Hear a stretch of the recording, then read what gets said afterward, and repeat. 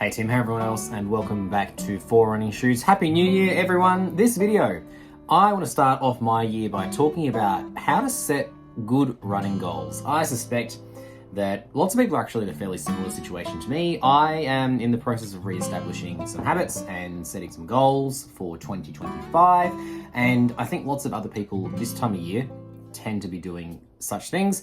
And I think that goals can help us or they can not help us. And so having some ideas for setting some good goals is really helpful. So I just want to talk about setting goals as a runner. So I've run a few marathons. Last year I ran one and the year before I did two. So I kind of know what it's like to set a fairly big goal and then work towards it. And I'm in the process of doing that again at the moment. I'm not sure yet if I want to run a marathon this year. I'm still giving myself a little bit of time to think about that. I'm certainly going to run some half marathons, and let's talk about some goals. Goals, really helpful to be specific. So for lots of people, that's going to mean times or distances, but it also might be frequency. So you might have a goal to just run more. Well, let's be specific. Is that 3 times a week? Is that 5 times a week? Put a number on it because that's measurable, it's specific. We also want to make sure that they are achievable. So I am never going to run a sub 2.5 hour marathon. Like it's not going to happen. I don't think my body can physically do that.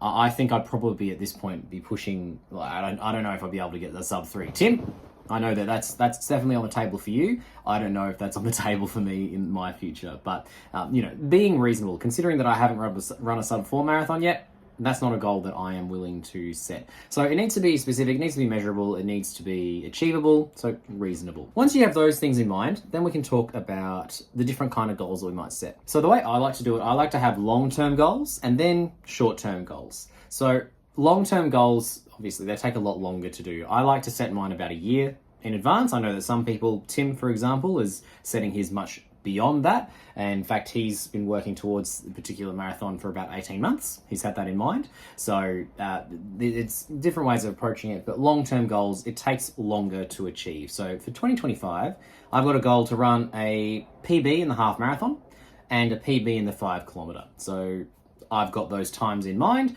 I'd really like to be getting below 1 hour and 40 minutes for the half marathon. If I got that's quite a big PB for me. Like my personal best at the moment is around 1 hour and 50 minutes.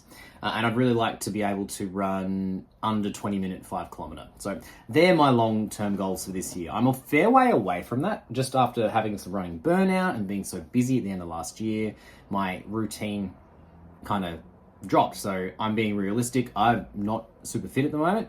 I've got a lot of running under my belt, but it's not where I want it to be or not where it needs to be in order to achieve those goals. So that's where the short-term goals come in.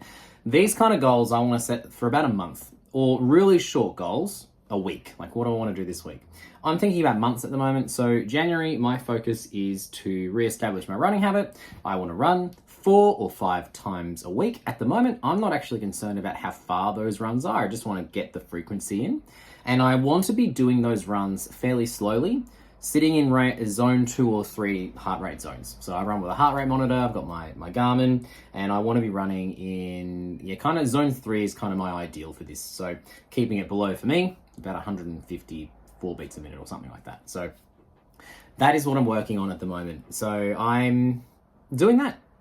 And as the year goes on, I'm going to reassess those short-term goals and also reassess the long-term goals. Like if I'm looking like I'm not going to be hitting any of those PBs, well, firstly, why? Is it because I'm injured? Do I need to adjust for those kind of things? And make adjustments to the long-term goals as well. It's okay to change a long-term goal, especially if it means that you're going to continue to work towards something. What I think is a danger is that people set goals at this time of year that at some point becomes unachievable and then lose motivation and don't do the thing. Something that I have said a few times on this channel, if it's worth doing, it's worth doing poorly. And what I mean when I say that is that I think that running is beneficial. I would like to run. A little bit of running is better than a lot of running. If it means that I'm doing it, it's better than not doing it. I hope that makes sense. If, for example, I want to go out for a 10K run, but for whatever reason, it's not going to happen, motivation is down, it's better to go for a 5K run than to not go for a run at all.